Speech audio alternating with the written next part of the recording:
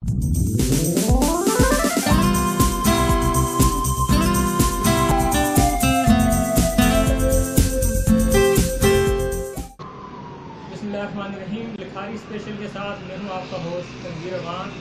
नाज़रीन कराम, जमहूरियत और आमरीत में बुनियादी फ़र्क ये है कि जमहूरियत में अवाम के पास एहतजाज का हक़ होता है, अवाम एहतजाज कर सकती है, जबकि आमरीत में एक आमिर कभी भी अवाम को एहतजाज का हक़ नहीं देता, बल्कि अवाम के एहतजाज को बज़ोर ताकत दबाया जाता है।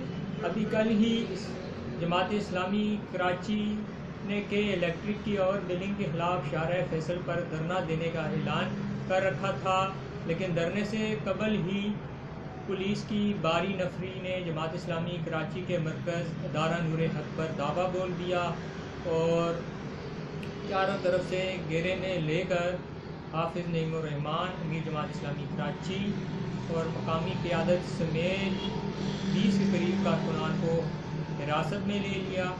जैसे ही ये इत्तला फैली तो जमात इस्लामी के कारकुनान सड़कों पर निकल आए। शाहराह फैसल पर एहतजाज शुरू हो गया, new M A Jinnah road पर एहतजाज शुरू हो गया, शाहराह कायदीन पर एहतजाज शुरू हो गया, जिस पर पुलिस ने न सिर्फ शेलिंग की बल्कि लाठी चार्ज की और स्टेट फायरिंग की इतलात भी हमारे पास मौजूद हैं, जिसके नतीजे में कई अफराद ज़ख्मी हुए, जिनमें डीजे साइंस कॉलेज के तालिब इल्म अब्दुल्ला जिंजो भी शामिल हैं, जो कि इंतहाई तशवीशनाक हालत में इस वक्त जिना अस्पताल के ICU में मौजूद हैं। गोली जो है उनके पेट से एक तरफ से लग के दूसरी तरफ से निकल गई है, जिसकी वजह से उनकी जान जो है बच गई है, लेकिन इस वक्त उनकी हालत तशवीशनाक है। इस तमाम तर सूरत हाल में पीपल्स पार्टी की जो हुकूमत है, जो जमहूरियत की अमीन कहलाती है, जो जमहूरियत को सब कुछ मानती है, जो जमहूरियत को बेहतरीन इंतकाम कहती है, उसकी जानिब से कोई मज़म्मती बयान सामने नहीं आया और ना ही कोई ऐसी वजह बयान की गई है कि जमात इस्लामी को आखिर एहतजाज की इजाज़त क्यों नहीं दी गई। बादना जमात इस्लामी कराची के अमीर और गिरफ्तार कारकुनान को रिहा कर दिया गया, जिसके नतीजे में जमात इस्लामी ने आज यौम एहतजाज का ऐलान भी कर रखा है। इसी वाले से बात करेंगे। हमारे साथ मौजूद हैं जमात इस्लामी यूथ के रहनुमा एजाज अहमद जदूल साहब। हम इनको अपने प्रोग्राम में खुशामदीद कहते हैं। एजाज साहब, कैसे मिजाज हैं आपके? अल्लाह का करम है, आप खैरियत? अल्लाह का शुक्र है। एजाज साहब, आखिर आप लोग चाहते क्या हैं? आप लोग राह या CIA से ट्रेनिंग लेकर आए हैं? क्या शाहराह फैसल पर खुदकश हमला करने जा रहे थे, या आपने पूरे शहर को जो है यरगमाल बनाने का प्लान बना रखा था? क्योंकि जिस तरह से सिंध हुकूमत ने आप लोगों को रोकने का अहतमाम किया और जिस कदर बारी नफरी पुलिस और रेंजर्स की मौके पर मौजूद रही, इससे तो ऐसा ही महसूस होता था कि आप लोग बहुत बड़ी तहरीरकारी की कोई वारदात करने जा रहे हैं। इस पर क्या कहेंगे आप? सबसे पहले तो बहुत शुक्रिया, आपने मुझे मौका दिया बात करने का। देखिए, इस मुल्क का अलमिया ये है कि इस मुल्क में 480 अरब की करप्शन करने वाला शख्स जो है ना, वो रहा कर दिया जाता है। अरबों रुपए के करप्शन करने वाला शख्स मुल्क से वापस आकर सारे केसों से बरी हो जाता है, और यहाँ पर लाखों डॉलर ले जाने वाली जो है वो इस मुल्क से बाहर बड़े आराम से चली जाती है और ECL से उसका नाम निकल जाता है। लेकिन अवाम के हक के लिए निकलने वाले लोगों को ना शाहराह फैसल पर जगह मिलती है, ना शाहराह कायदीन पर जगह मिलती है, ना कराची की किसी छोटी गली में जगह मिलती है।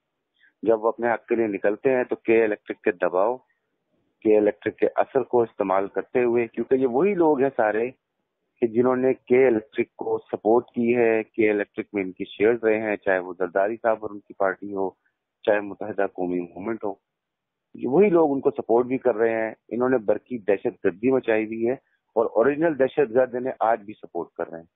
इसी वजह से पुलिस हरकत में आई, उसने हमारे नहित्ते कारकुनान पर न सिर्फ के उन पर शेलिंग की, डायरेक्ट उनके जिस्मों पर शेल मारे, बल्कि गोलियां भी चलाई, जिससे हमारे 4 से 5 लोग जख्मी हुए, जिसमें से 2 अभी भी ICU के अंदर मौजूद हैं।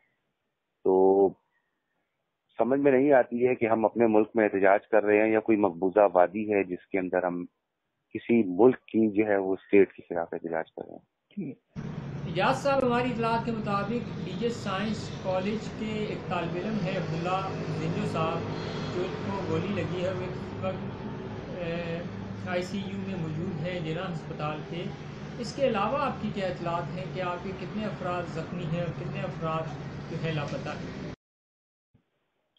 بالکل جی، عبداللہ زنجو طالب علم ہے ڈی جے سائنس کالج کے، اور انہیں گولی لگی ہے پیٹ میں، ان کے کچھ لیور بھی اس میں جو ہے وہ ہرٹ ہوا ہے اور انجرڈ ہوئے ہیں، وہ اس کو بہرحال سب کو آئی سی یو کے اندر ہے، انتہائی نگہداشت وارڈ میں، ان کے لیے دعاؤں کی درخواست بھی آتی ہے۔ اس کے علاوہ اشرف صاحب ہیں، ہمارے ذمہ دار ہیں، وہ آغا خان کے اندر موجود ہیں، تقریباً ویسی صورتحال ان کی بھی ہے، ان کے بھی پیٹ میں گولی لگی ہے۔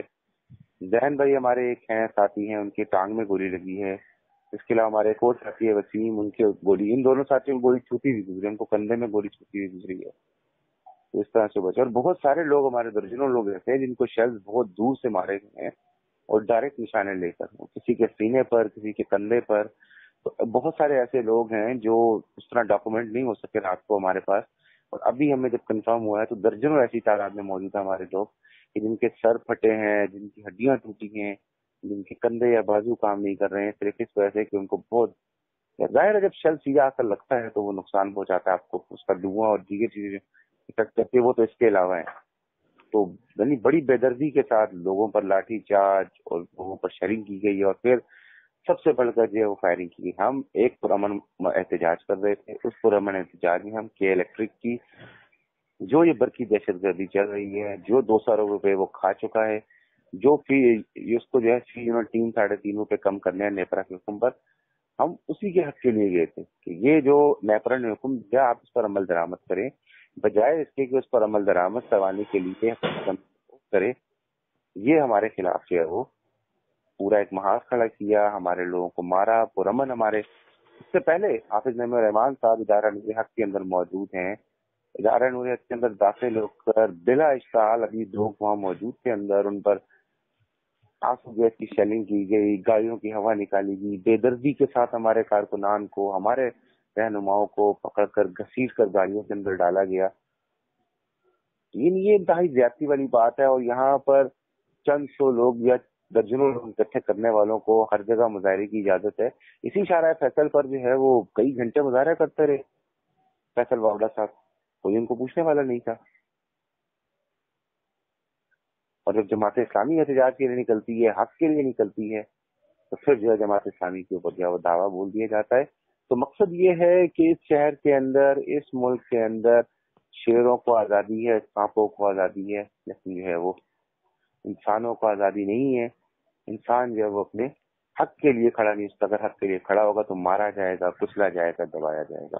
لیکن جماعت اسلامی بھی ان کو یہ پیغام دیتی ہے، اور میں جماعت اسلامی یوتھ کے نمائندے کے حیثیت سے ان کو بالکل کلیئر کر دینا چاہتا ہوں کہ اسلامی جمعیت طلبہ، جماعت اسلامی یوتھ، جماعت اسلامی کے پاس ایک بہت بڑی یوتھ کی قوت ہے۔ یہ اگر اپنا قبلہ درست نہیں کریں گے تو یہ ابھی ہمیں ٹھیک سے جانتے نہیں ہیں۔ ہم اس شہر کے اندر ان کا جینا محال کر دیں گے اپنے حق کے لیے، جہاں آخری حد تک ہمیں جانا پڑا اس عوام کے حق کے لیے ہم جائیں گے۔ سر کہیں ایسا تو نہیں؟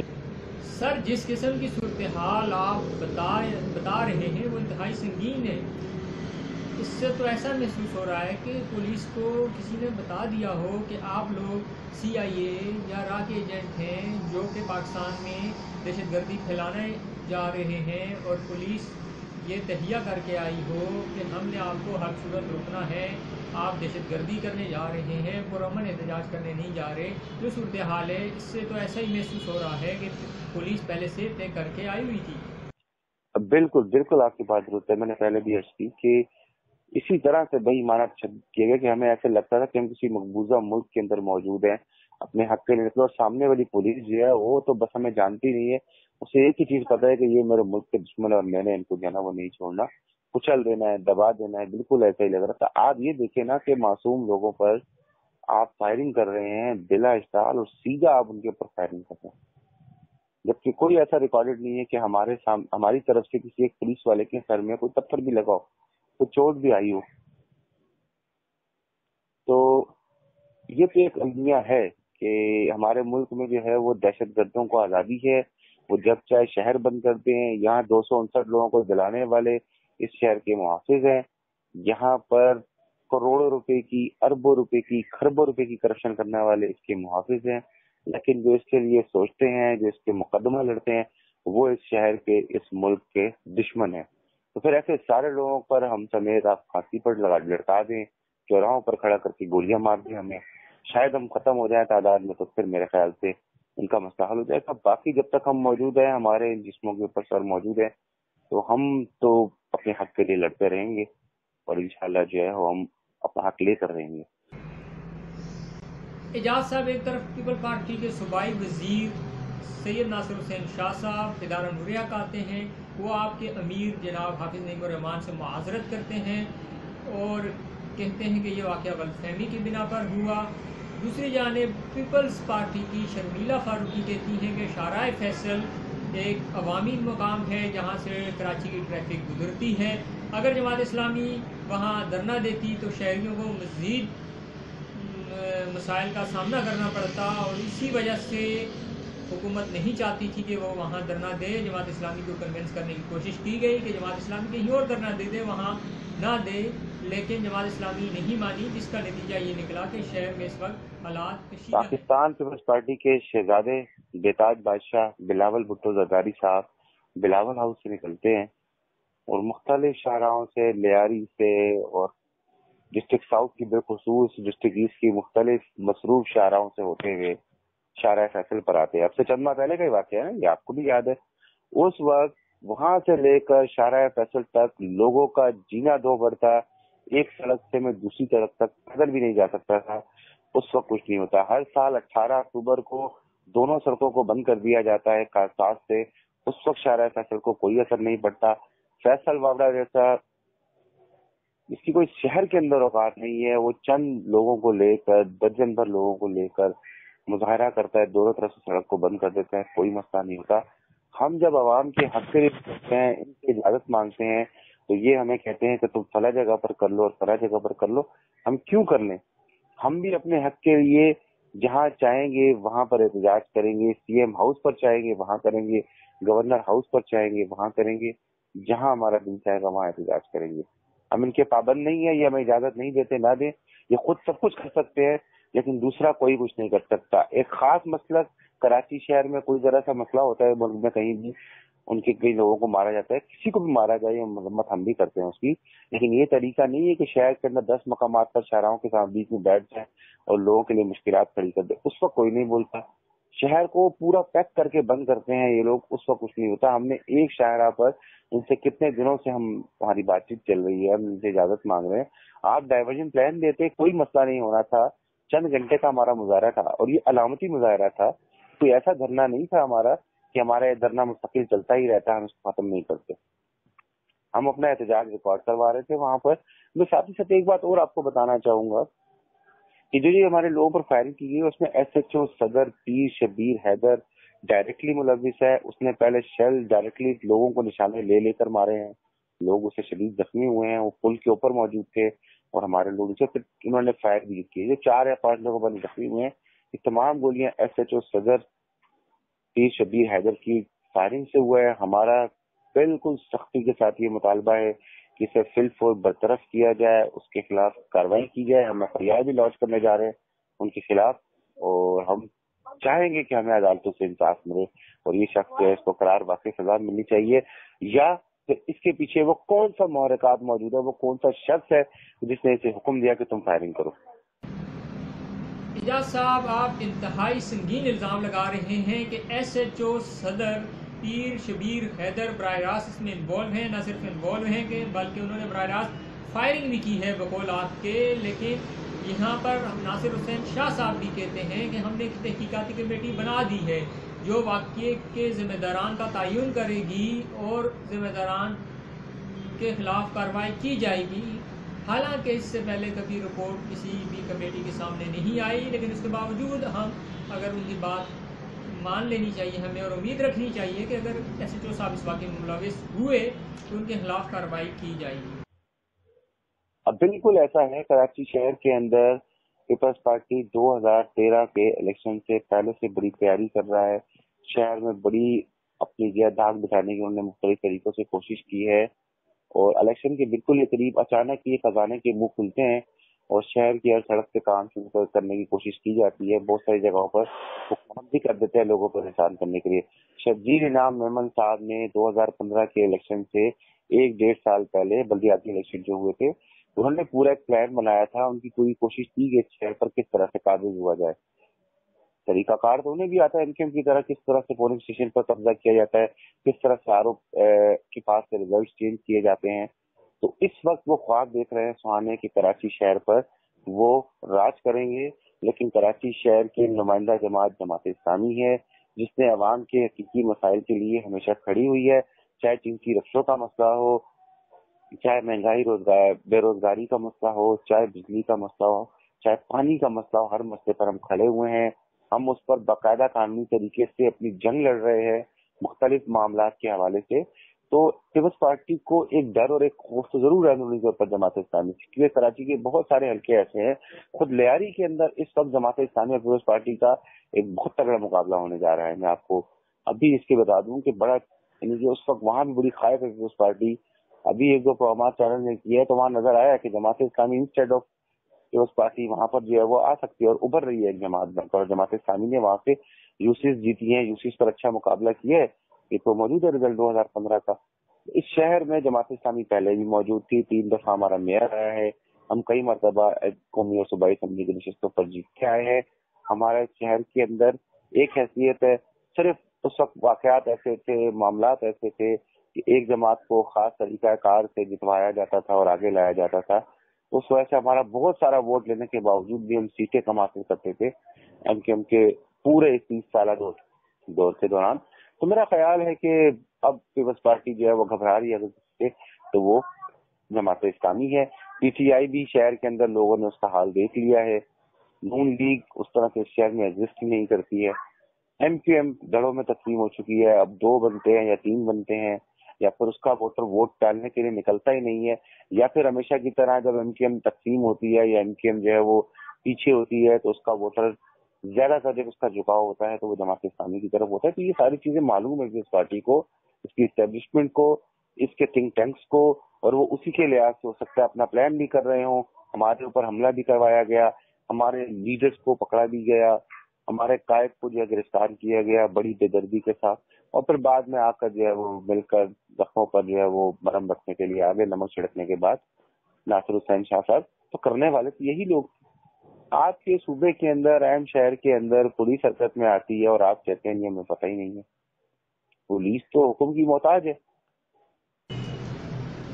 اعجاز صاحب, کہیں ایسا تو نہیں ہے کہ یہ سب الیکشن 2018 کے تناظر میں ہوا ہو, کیونکہ جماعت اسلامی جو ہے 2018 میں بھرپور کمپین چلانا چاہتی ہے اور اس سے پہلے تیاری کر رہی ہے, جبکہ پیپلز پارٹی کے سامنے بھی میدان صاف ہے.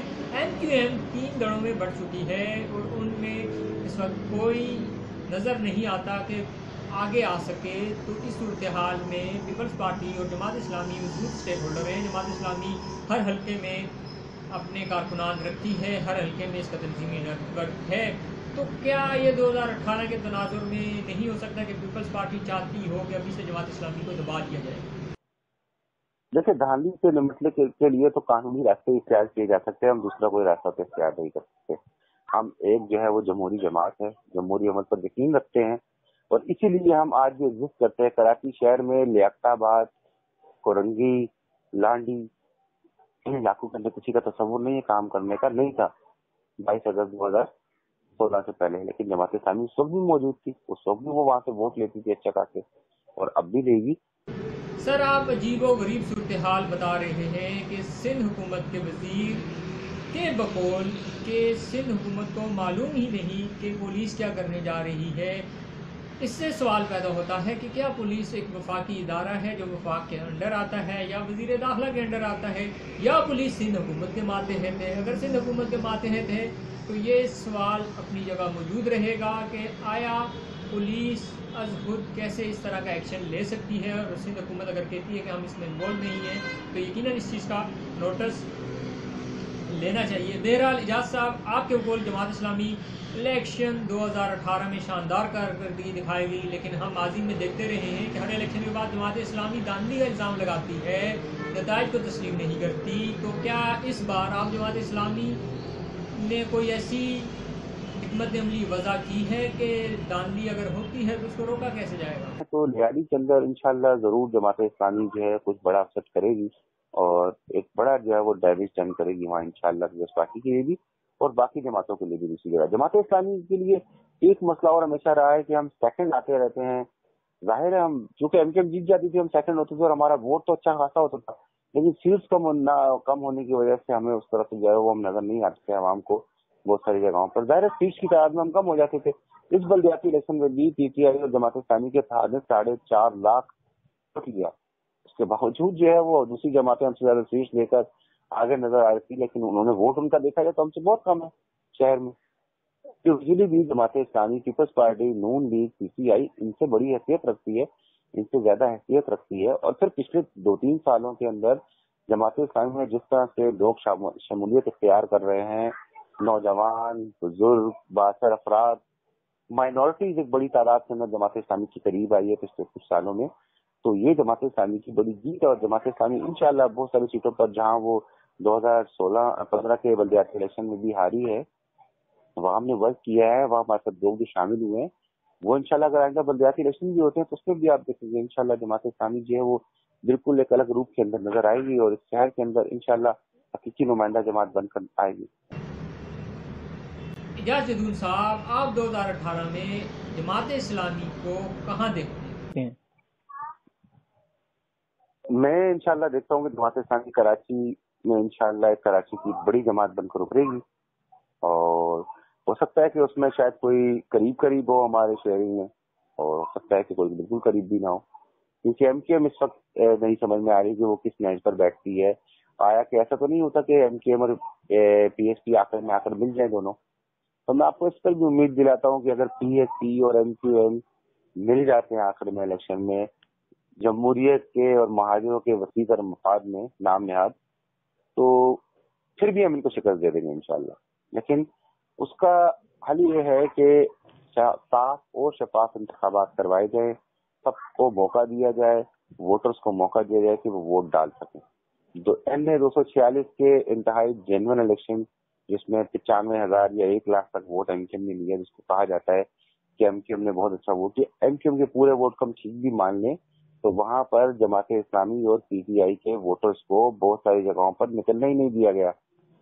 انہیں معلوم ہے ہمارا ووٹر کون سا ہمارا ووٹر نہیں ہے. ایم کیو ایم کے لوگوں کو نہیں نکلنے دیا گھروں سے, اور ہزاروں کی تعداد میں ایسے لوگ موجود تھے کہ جو وہاں سے ووٹ ڈالنے نکل ہی نہیں سکے. N246 میں جماعت اسلامی کا امیدوار موجود ہوا, کوئی کسی قسم کا اتحاد نہیں ہوتا, کوئی سیٹ ایڈجسٹمنٹ نہیں ہوتی, اور جماعت اسلامی کا وہاں امیدوار موجود ہوتا ہے, تو آپ دیکھیں گے وہ 9,000-11,000 ووٹ نہیں لیتا, انشاءاللہ بہت زیادہ ووٹ وہاں سے لے گا N246 میں. اعجاز جدون صاحب, بہت بہت شکریہ کہ آپ نے ہمیں وقت دیا. ناظرین, ہمارے ساتھ تھے اعجاز احمد جدون صاحب جو جماعت اسلامی یوتھ کے رہنما ہیں. وہ کل کے واقعے پر جماعت اسلامی کا موقف پیش کر رہے تھے, مجموعی صورتحال سے آگاہ کر رہے تھے. کل جو واقعات پیش آئے ہیں ان کی جتنی مذمت کی جائے وہ کم ہے. انتہائی افسوسناک واقعات ہیں. جمہوری حکومت میں کسی جمہوری ریاست میں کسی جمہوری حکومت کو یہ حق نہیں پہنچتا کہ وہ جمہوریت کا گلا گھونٹے, وہ جمہوری آواز کو دبائے. احتجاج کرنا ہر فرد کا حق ہے, اسے آزادی ہے, احتجاج کر سکتا ہے. یقیناً جمہوری روایات کی پاسداری کرنی ہوگی تو ہی جمہوریت اس ملک میں پھل پھول سکتی ہے. تنویر روان کو اجازت دیجیے. خوش رہیں, آباد رہیں. اللہ نگہبان.